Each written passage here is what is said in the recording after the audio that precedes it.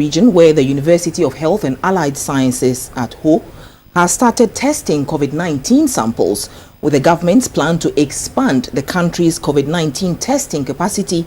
The university's lab has received certification to run tests. It has the capacity to test about 75 samples, with results expected within the day.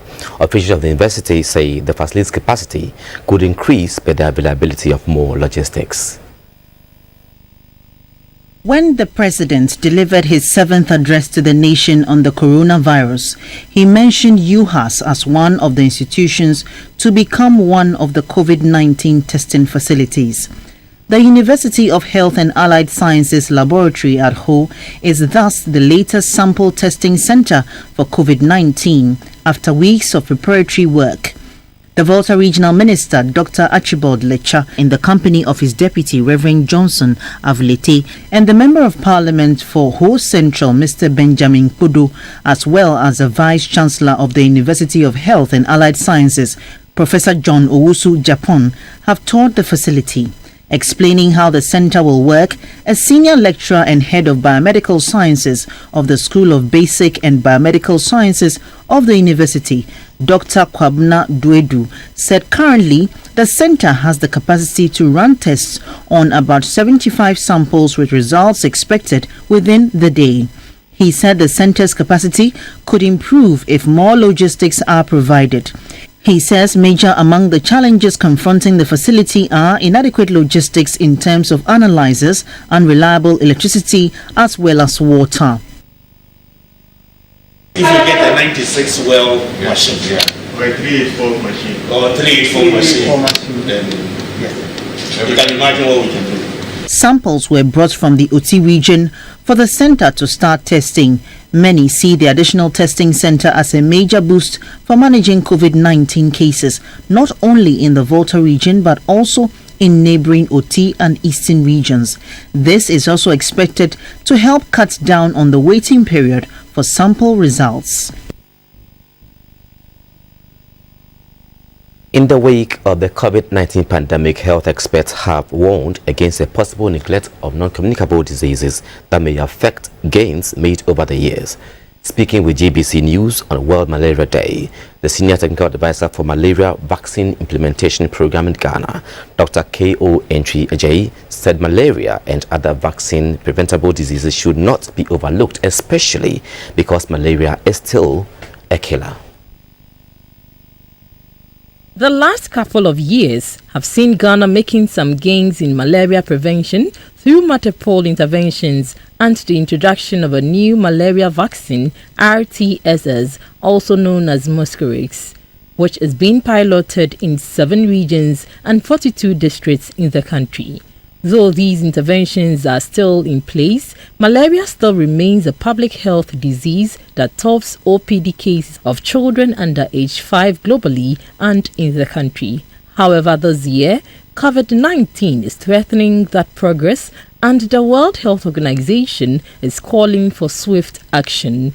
Health experts believe continuous education, multiple interventions, and behavioral change can help fight against malaria. Apart from the interventions that we are doing, we should also do personal modification, individual modification, and of course community modification, so that we don't create the enabling environment for the mosquitoes to breed. Because if there are no mosquitoes, there will be no malaria. Dr. Entriejay said in the wake of COVID-19, early reporting on malaria cases is critical for the necessary treatment. For malaria, early reporting is important towards its treatment, effective treatment. So that is what we are still promoting, and hope that the COVID situation will be dealt with as quickly as possible. Because when people are afraid and are afraid to go to even hospital, then other diseases may overrun us.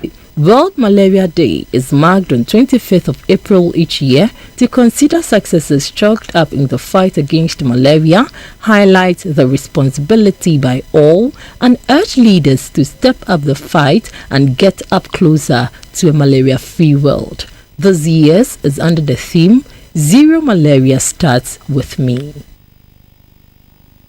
And Ghana has joined countries the world over to commemorate World Immunization and Africa Vaccination and Child Health Promotion Week.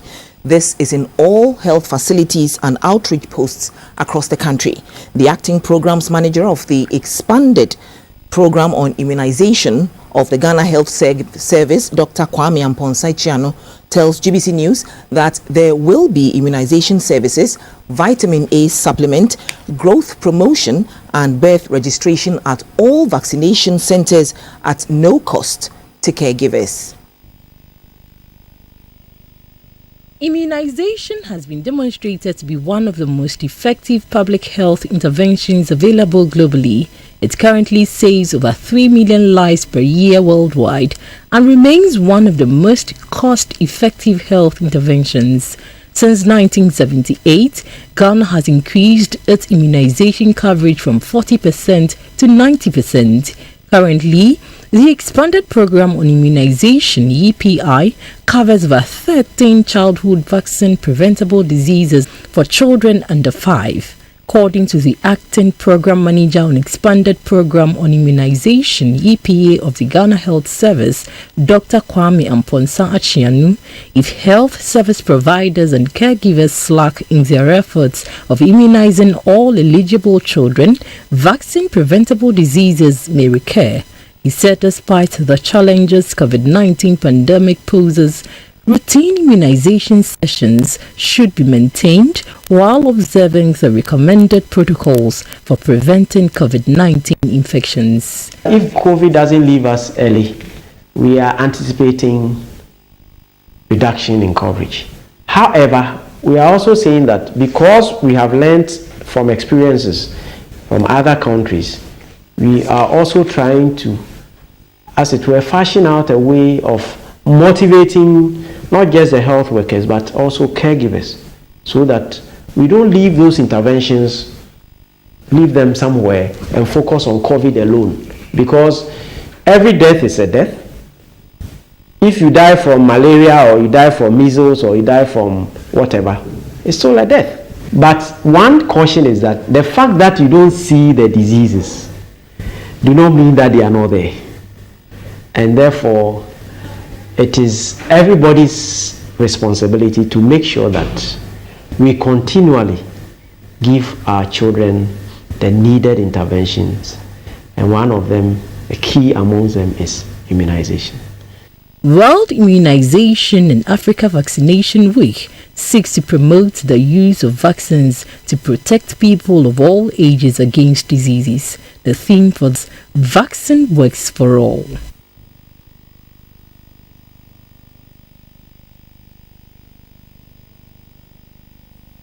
The Jaspon Group of companies has disinfected 3 institutions in Accra. Jaspon says it wants to help rid the institutions of diseases including the COVID-19 pandemic. The exercise was carried out at the International Central Gospel Church (ICGC), the National Film and Television Institute (NAFTI), and Trinity Theological Seminary in Accra. Monday's disinfection exercise started from the ICGC. All the departments under the church, including the youth, children, and the main church auditorium, were disinfected. The compound and the parking lot were also decontaminated. From there, the team stopped at the National Film and Television Institute (NAFTI). Both campuses were disinfected. The highway in front of NAFTI were also sprayed against infections. The exercise ended at the Trinity Theological Seminary. There the team disinfected the entire school, including the classrooms, the administration blocks and other facilities of the school. At the end of the exercise, both the rector of NAFTI and president of Trinity Theological Seminary were grateful to Jaspon Group of Companies for the gesture. The coordinator of the disinfection exercise, Lola Ashite, told GBC News that Jaspon has already disinfected 27 institutions in its ongoing contribution to the national effort against the coronavirus. In this regard, the Jaspon Group, in partnership with the Ministry of Local Government and Rural Development, seeks to disinfect strategic institutions in the country.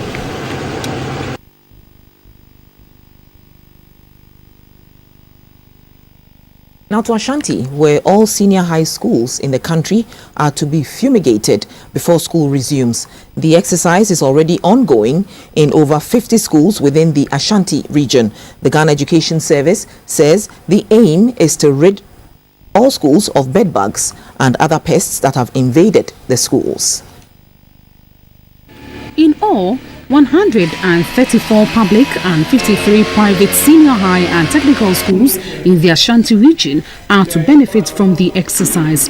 By the time the news team got to the St. Mary's Senior High School in Konongo in the Asante Achim district of the Ashanti region, a Zoom Lion team was in action in the canteen, dormitories and classrooms.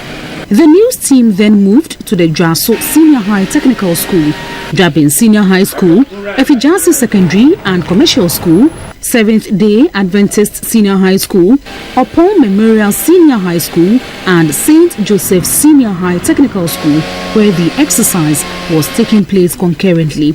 The headmistress of the Dwaso Senior High Technical School, Madam Margaret Ham Markin, said the fumigation had come at the right time. She said that government must undertake periodic fumigation of the schools to prevent reinfestation of bed bugs in schools. Monday, 27th of April 2020 opened with some more organizations supporting the COVID-19 National Trust Fund. The lead trustee, Justice Sophia Akufo, again assured of transparency in distributing the donations.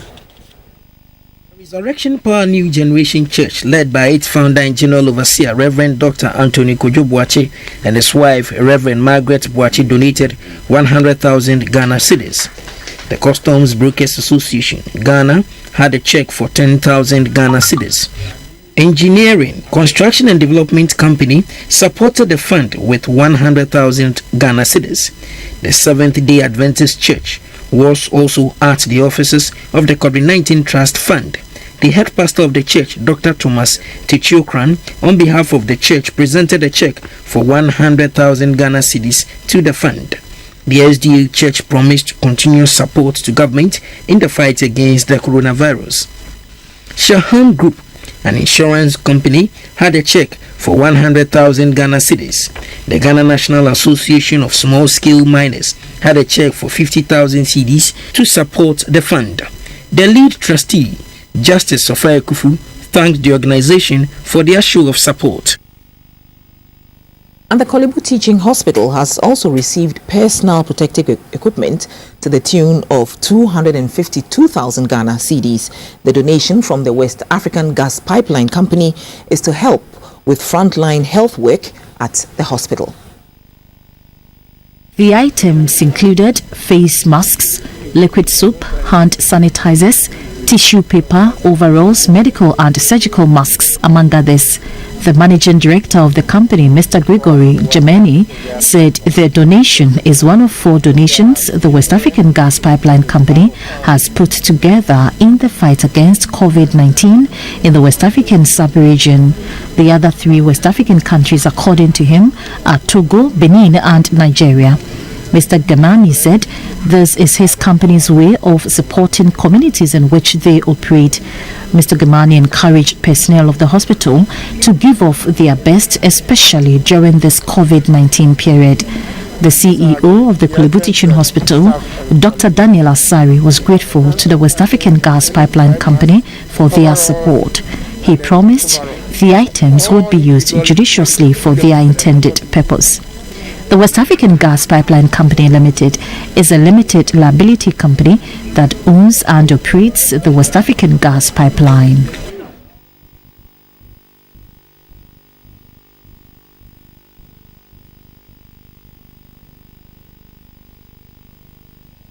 Moving up north, the number of CSM death cases in the Upper West region has increased from 40 to 43. The Upper West Regional Minister, Dr. Hafiz bin Salih, disclosed this when Deputy Minister for Health, Dr. Bernard Okuboy, called on him as part of his 2-day working visit to the region. On the part of CSM, as of now, we have recorded 273 cases with 43 deaths, and this is not pleasant at all. Since the situation became unbearable, we have had calls to inform the Ministry of Health as well as Ghana Health Service, and they have not taken their eyes off the ball. In fact, the Director General Ghana Health Service a few weeks ago had to deploy the Director Disease Control and Prevention Department of Ghana Health Service to the region. He came, assessed the situation, and has since presented his report to the Director General. I know you are dealing with the COVID-19, and then you have to deal with the double jeopardy of also managing meningococcal meningitis, which is popularly known as CSM. We've had some number of fatalities, unfortunately, and I am here to more or less appreciate what you've put in place. We know that the government has been supportive over the past few months, working closely with you through the Ministry of Health. But the Honorable Minister for Health wants me to come here to do a close review of what is happening here, and then see how we can even augment the support that has been coming from the ministry. I think this visit is also to ensure that we get a first-hand appreciation of even how the case is presenting itself. So from here, we'll be visiting some facilities.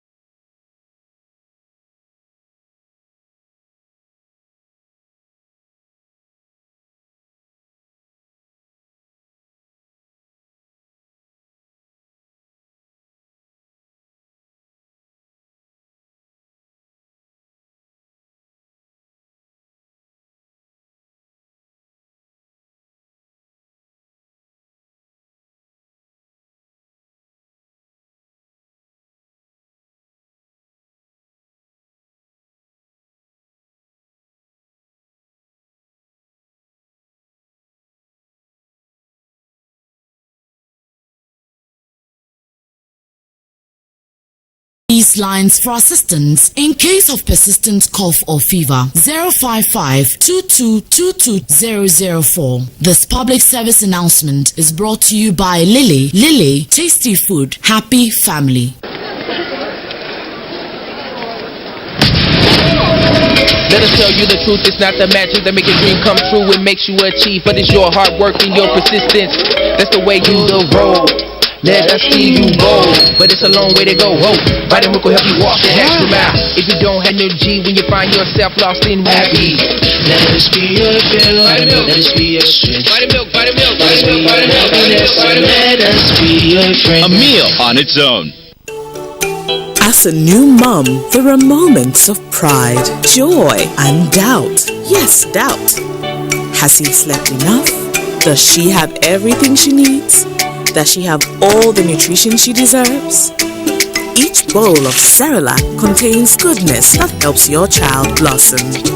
That's one less thing to worry about. Cerelac, it's all good, Mom. This advertisement has been vetted and approved by the FDA.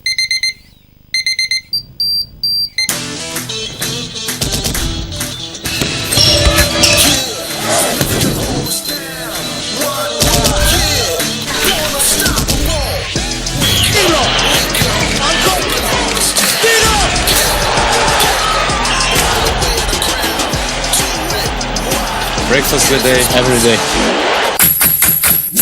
Nestle, good food, good life. This advertisement has been vetted and approved by the FDA.